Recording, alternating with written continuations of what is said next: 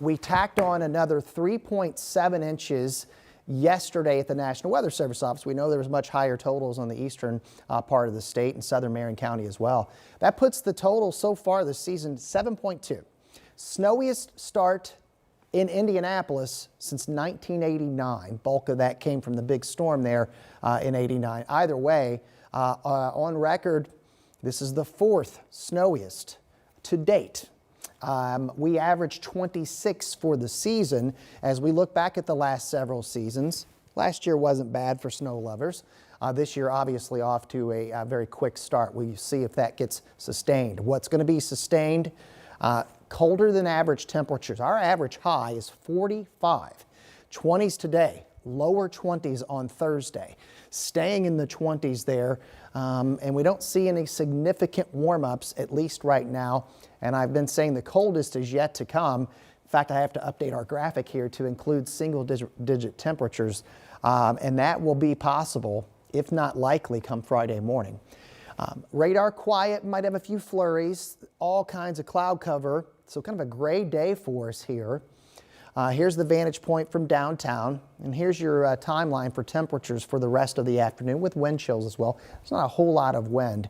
So again, I want to go over this for tonight. It's not a likelihood just yet. It's something we'll have to monitor as we go through the evening, but the potential for some patchy fog. And so again, that will develop. It's liquid until it touches the colder sub-freezing surfaces of sidewalks and or your windshield or streets here. But this is our in-house model that's showing visibility in some areas getting down below a mile. If indeed that verifies, then yeah, we're going to have some icy patches tomorrow morning and the potential for some school delays here. So we'll have an update coming up tonight at 4. I just want you to be aware that at least that is a possibility. As we go through, also something we'll be following closely.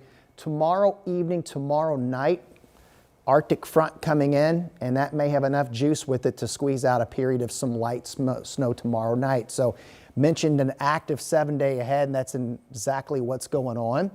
A cold one as well. Friday morning, we're going single digits, may have some sub-zero temperatures. As we look ahead to the weekend, chance of some snow showers kind of scattered across the area on Saturday, but a clipper system may bring another chance of some organized snow accumulation to finish the weekend. Buckle up. We're off to a interesting start so far this month. Driving during the winter can be tricky. Snow or ice can make the roads tough to navigate. Our reporters in Virginia and Ohio have the do's and the don'ts for driving in the snow and ways to prep your car ahead of the next storm. The best advice for winter weather driving? Just don't do it. Stay at home if you can. If you can't avoid it, here's what you need to know. Our sources are the National Highway Traffic Safety Administration, AAA, and Kelley Blue Book. So these are the top 3 things that you should do. First, keep your distance from other cars on the road. Second, never slam on the gas or the brake pedal, and get your car prepared for whatever happens. That means filling up on gas, checking your tire pressure and tread, and always keep an emergency kit handy. Our sources also weighed in on some common questions around snow driving. First up, should you speed up before you get to a hill? AAA says hitting the gas hard could make your wheels spin and reduce your control over the car. Instead, try and get a little inertia going before you reach the hill and let that carry you up. Next, can children's winter coats make your car seat less safe? The NHTSA says that's true. Puffy coats can lead to loose-fitting harnesses. Instead, dress your child in thinner layers and put blankets or coats on after the harness is secured.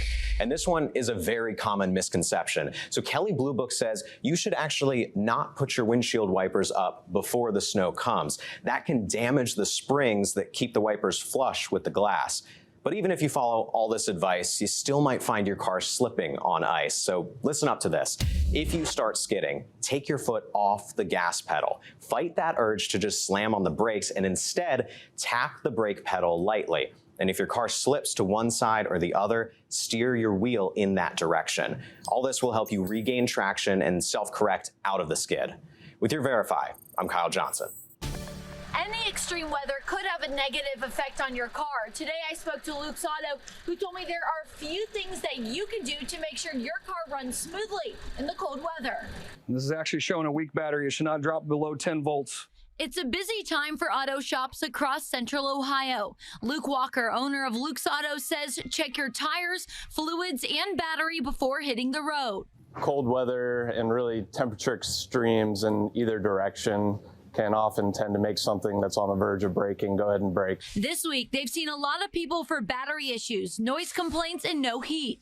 Sean Knox with Luke's Auto says if you have an electric vehicle, know that the battery might not last in this weather. Especially EV cars, they won't hold a charge nowhere near as long as a normal car. So a lot of the EV customers we have also notice a reduction in how far they can get before they have to charge their car. Knox says it's not a bad idea to wait for your car to heat up before driving it. He says don't turn on your wiper blades until they are defrosted. Then he recommends getting your antifreeze checked. In colder temperatures, if the freeze protection is not right, it could cause overheating issues or actually freeze up and crack the engine block or the radiator. It'd be bad news real quick if it's not correct. And when the cold weather ends, wash your car. All the stuff that gets sprayed on the road is highly corrosive. And with us living in Ohio, we see a lot of rusty cars, which could help out. Just rinse them off, run through the car wash. And Luke's Auto says there are a couple things you can keep in your car, like this emergency safety kit and a brush, just in case you're in an emergency, then you're prepared for it. Reporting in Columbus, Tara Jabor, 10 TV News. The National Weather Service says that car emergency kit should include jumper cables, a first aid kit, charger, a flashlight, flares, snacks, and water. And don't forget items to stay warm, like boots, mittens, hats, and a blanket, as well as a snow shovel. Finally, you want to make sure you keep your gas tank full just in case you're stuck on the road longer than you planned. A ton of videos usually pop up on social media this time of year showing hacks to de-ice your car's windshield or clear the snow. And Aaron Sullivan with our station in Michigan put some of those viral claims to the test to see if they really work. Waking up and scraping ice and snow off your car early in the morning is not an ideal way to start the day. So what if it could be made easier? Social media life hacks show that using everyday household items can help. Some users say you can use items you already have at home, like vinegar, sandwich bags, and rubbing alcohol. So I put some to the test on one of our station cars. I first tested a method using a sandwich bag filled with warm tap water. This hack is for defrosting your car windshield in the morning. I found that the window was so frozen solid that this didn't really work, but I'm sure it could work if there's no ice on your car. Next, if you're running late and need your windshield defrosted quickly, rubbing alcohol can help. I did notice this helped melt the ice just a little bit, but I can't say that this life hack was life-changing. I also attempted to create a DIY de-icer in a spray bottle using 3 parts vinegar to 1 part water.